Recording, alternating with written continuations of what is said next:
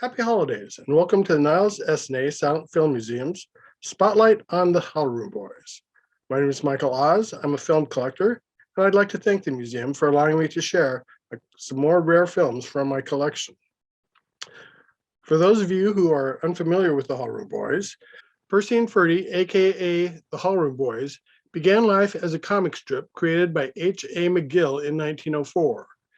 Percy and Ferdy shared a room in a boarding house. The room was called a hall room, meaning it was located on the inside of the house and had no outside windows.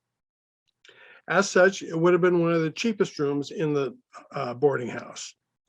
Percy and Ferdy constantly were pretending to be upper crust and crashing parties, attempting to make it big, etc. They almost always got exposed as frauds. The comic strip became very popular very fast, and by 1905, the first vaudeville performances depicting the two characters were being performed. In 1919, Smiling Bill Parsons, president of the National Film Company, bought the film rights to the Hallroom Boys and gave them their own two-reel series. He hired Edward Flanagan and Neely Edwards, who had successful vaudeville acts going on as Percy and Ferdy. Flanagan and Edwards brought their own props and costumes to the production. They portrayed Percy and Ferdy in about 8 films during 1919, including The Chicken Hunters and Taming the West, which also had Hugh Fay, Harry McCoy, and Sid Smith in the cast. The Coen brothers, who had just left Universal, set up a distribution company with their friend Joe Brandt of National Pictures to handle the distribution of all the National Picture films. This was done on a states' rights basis. On September 15th, 1919, just 2 weeks after the release of the first Hallroom Boys film, Smiling Bill Parsons died. This left National Films in some turmoil. It could easily have been the demise of the Hallroom Boys series, but the Coen brothers decided to set up their own production company and called it appropriately Hallroom Boys Comedies, and convinced Neely Edwards to stay on as Ferdy and work with Hugh Fay as Percy. The Coen brothers, with their friend Joe Brandt of National Pictures, set up CBC Film Companies, which in 1924 would be renamed Columbia Pictures. The Coens reportedly budgeted $9,000 per film, and were surprised that the quality wasn't up to the standards that they were expecting. Apparently, the director was only spending $1,500 per film and pocketing the rest. Harry Cohn was quickly sent out to Hollywood and personally supervised the productions after that. Like most silent films, most of the Hallroom Boys series no longer exists.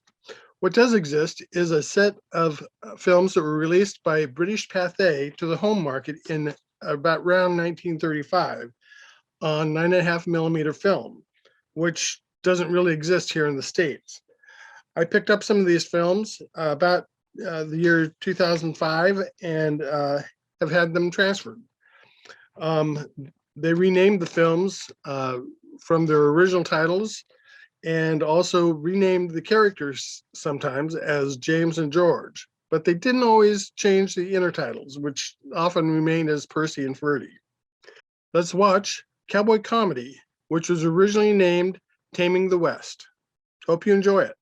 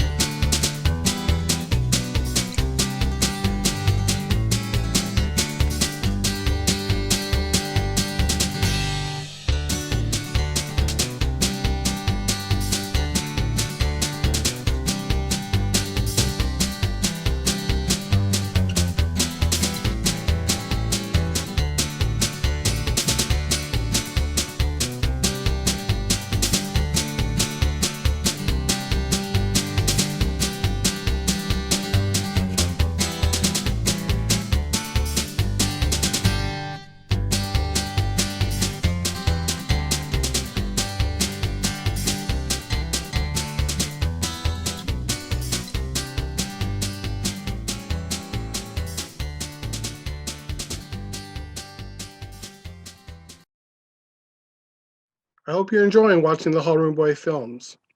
Please consider making a small donation to the Niles S. Ney Silent Film Museum by going to www.nilesfilmmuseum.org and clicking on the donate button. They're a great group. And if you'd like to see more Hallroom Boys films, please go to eBay and search for them on my site there. 100% of the sales goes to support the museum. Thanks for watching.